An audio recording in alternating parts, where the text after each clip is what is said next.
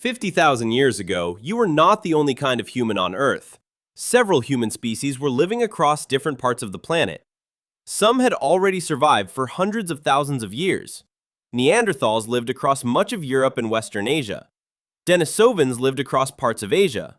Homo erectus had survived for more than 1 million years. And on the Indonesian island of Flores lived an unusually small human species. But today, only one human species remains. That species is you, Homo sapiens. So why did all the others disappear? The human family tree was once much larger than it is today. Evolution did not produce one straight line from ancient humans to you. Instead, different human populations split and evolved in different directions. Some species adapted to forests. Others survived in cold grasslands. Some became skilled hunters. Others developed different ways of finding food. Neanderthals, for example, had powerful bodies adapted to Ice Age environments. They used stone tools and controlled fire. They also hunted large animals. Denisovans are harder to understand. Scientists know much of their existence from DNA and a small number of fossils. Homo erectus was even older. Its history stretched across more than 1 million years. Yet eventually, every one of these lineages disappeared.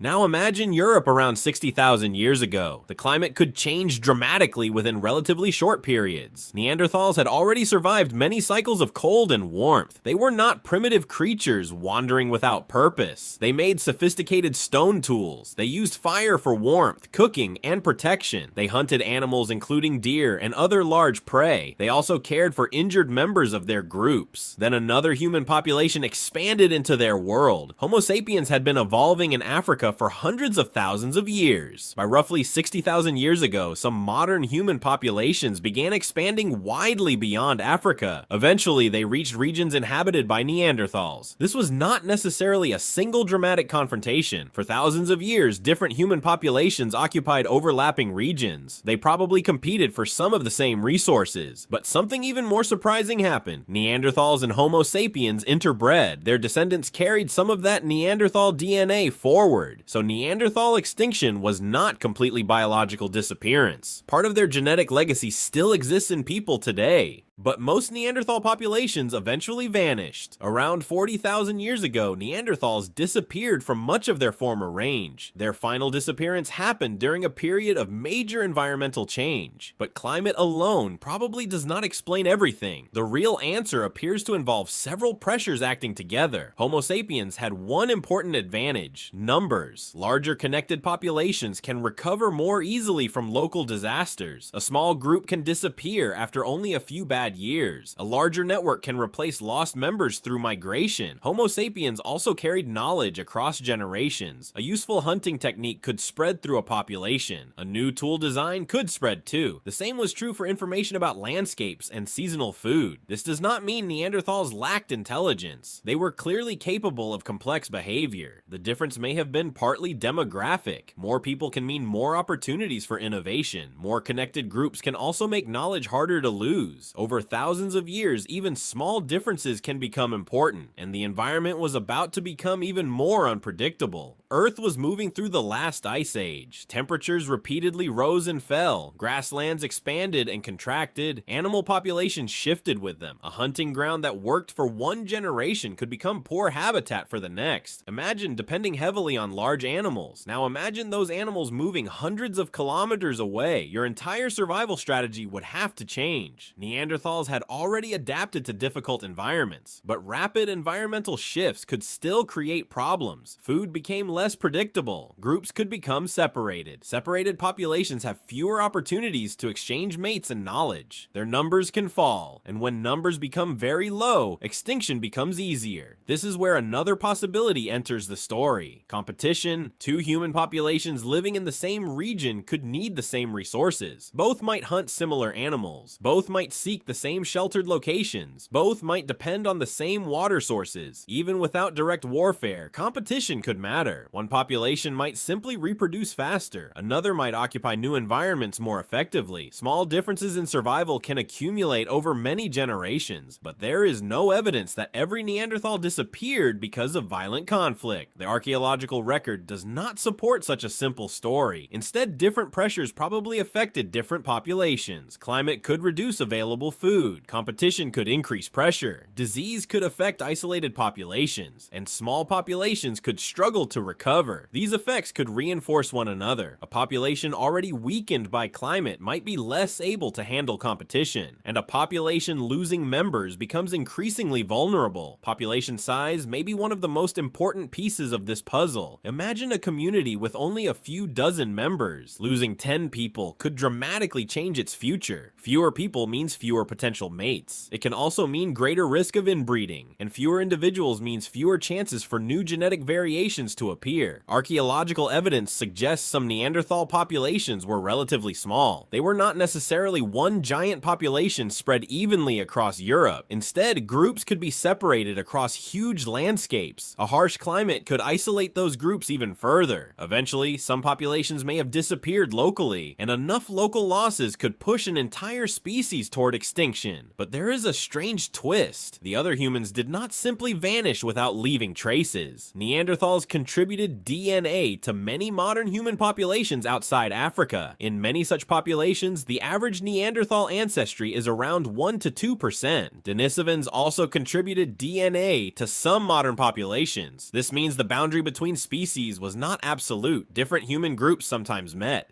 They sometimes exchanged genes, and those genes could survive long after the original population disappeared. So extinction did not always mean every individual genetic contribution was erased. Some of their evolutionary history became part of us. Their bodies disappeared, but pieces of their DNA survived. Neanderthals were not the only humans to disappear. On Flores, Homo floresiensis lived for tens of thousands of years. Their small bodies may have been an adaptation to island life. Then their remains disappear from the archaeological record. Homo erectus had an even longer story. It survived for more than 1 million years. Few species in our evolutionary history lasted that long, yet even Homo erectus eventually disappeared. Other human lineages also came and went. Some may have vanished because their environments changed. Some may have been absorbed through interbreeding. Others may have suffered population collapse. And for some, the evidence is simply too incomplete. Scientists are still discovering new fossils and DNA. The human family tree is still being rewritten. So why did Homo sapiens survive? There probably was no single reason. Our ancestors faced changing climates too. They also faced predators, disease, hunger, and competition. But large populations may have helped them recover from disasters. Wide social networks may have helped preserve knowledge. Adaptability may have allowed Homo sapiens to occupy many environments. And interbreeding means some other humans never completely disappeared from our story. Today, you are the last surviving human species, but your DNA carries reminders that you once shared Earth with many others. So thanks for watching and subscribe for more.